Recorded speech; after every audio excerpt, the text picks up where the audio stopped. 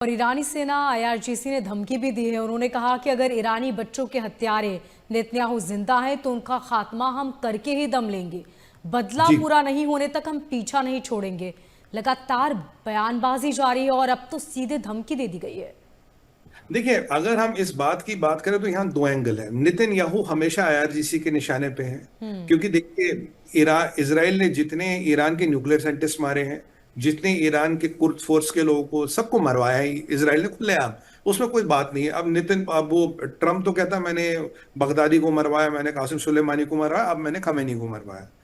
अब देखिए यहाँ परिस्थिति क्या है। ये जो नेतन्याहू हमेशा टारगेट पे थे। आज की परिस्थिति यह है मोनिका जी, खर्ग आइलैंड गया, जो तुम्हारा क्राउन था ना, मतलब आपके ताज का कोहिनूर, वो अमेरिका के रहमो करम पे है। अगर ट्रम्प चाहे तो आज खत्म कर सकता है उसको, इसराइल चाहे तो आज खत्म कर सकता है। अब मुल्ला रेजीम बहुत दिन ब दिन कमजोर हो रही है। इनके 8-10 नेता बचे, हर एक का इनाम 10-10 मिलियन की बाउंटी निकाल रखी है। कोई भी इंफॉर्मेशन देगा 10 मिलियन कमाएगा। और जो भी अभी इंफॉर्मेशन ईरान से आ रही है, ईरान के लोग ही दे रहे, क्योंकि वो उनसे बड़े ग्रस्त है। बिल्कुल। अब क्या परिस्थिति है देखिए, अब इन लोगों को कुछ करना है। देखिए, इनके पास ज्यादा दिन नहीं बचे। अगर इसराइल ने किसी के सर पे इनाम घोषित कर दिया, वक्त की बात है, आज कल परसों हफ्ता महीना, 100% मरेगा वो। जो 10 ना लोग हैं, मैं आपके शो पे कह रहा हूं, 110% मरेंगे, वक्त की बात है।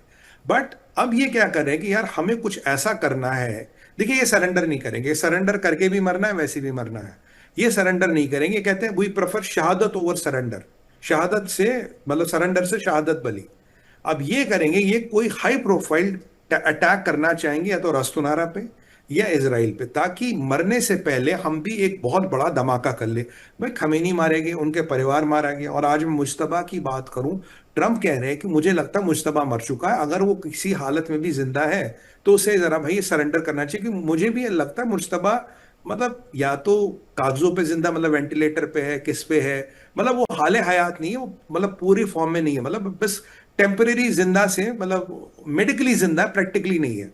अब ऐसी स्थिति में ये पूरा दमखम, जितने इनके पास वक्त बचा है जो कम है, और जितने हथियार बचे, किसी ऐसे टारगेट पे लगाएंगे जिसको मार के ये अपना वर्चस्व दिखा सके। और वो टारगेट कौन है? देखिए, ट्रंप तक तो पहुंच नहीं पाएंगे। ट्रंप रहता है अमेरिका में। भाई एक आध हथियारा बेच के वो उन्होंने सब नाटकबाजी कर ली, वो नहीं हो रहा। ये अब पूरी ताकत लगाएंगे दो चीजों पे, बेंजामिन नेतन्याहू पे और दिमोना पे। अब दिमोना क्या है? नेतन्याहू को इसलिए टारगेट कर रहे हैं, अगर नेतन्याहू को ये एलिमिनेट कर पाए तो बोलेंगे देखो हमने इजरायलियों का सबसे ताकतवर लीडर एलिमिनेट कर लिया। क्योंकि वो कहता है कि भाई हमने तेरे हमारे सारे न्यूक्लियर साइंटिस्ट मार दिए, हम मिडल ईस्ट का नक्शा रिराइट कर रहे हैं, और इसराइल यहाँ का रीजनल सुपर पावर है। नेतन्याहू बहुत पावरफुल बन गए हैं इस युद्ध के बाद। वहां के किलेदार, वहां का थानेदार, वहां का जो मान लीजिए नेतन्याहू है, तो ये उनको मारना चाहेंगे किसी भी कीमत पे। इसीलिए उन्होंने कहा, ये नहीं पहले टारगेट नहीं था, अब जरा जान लगा के जितना भी असला बारूद बचा है एक बंदे पे टारगेट करेंगे। एक तो ये है।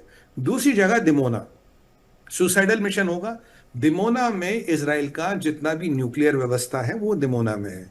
अगर ये दिमोना को टारगेट करेंगे तो एक न्यूक्लियर होलोकॉस्ट से पूरा इसराइल खत्म हो जाएगा, आसपास की दो कंट्रियां भी जाएंगी। बट फिर इसराइल बुशेयर को टारगेट करेगा तो पूरा पर्शियन गल्फ का कोर्स जाएगा। मैं उम्मीद करता हूं ये ना करे, मैं उम्मीद करता हूं ऐसा ना करे।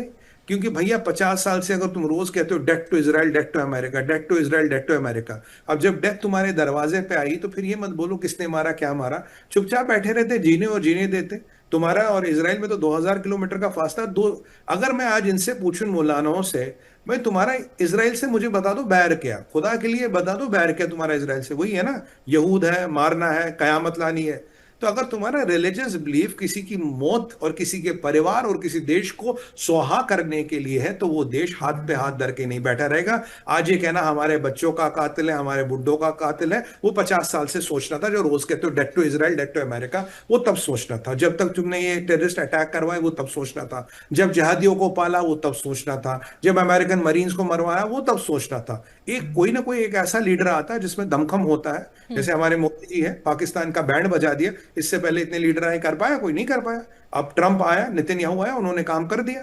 भाई इसमें आपको डिसाइड करना ना, आपकी आपके आपका इंटेंशन क्या है? भगवान श्री कृष्ण क्या गए, उन्होंने कहा जी the intention of karma determines the outcome of karma. Right, कर्म अग्री। प्रवृत्ति ही कर्म का फल निर्धारित करती है। अगर आपकी प्रवृत्ति है उसको मारो, उसको मारो, उसको काटो, उसको मारो, तो कहीं ना कहीं वो कर्म का साइकिल आप पे आएगा और आपको ध्वस्त करके जाएगा। ये भगवत श्री कृष्ण ने भगवत गीता में कहा है, आज भी हजारों साल बाद उतना ही वैलिड है जितना तब था, और हर एक पे लागू होता है।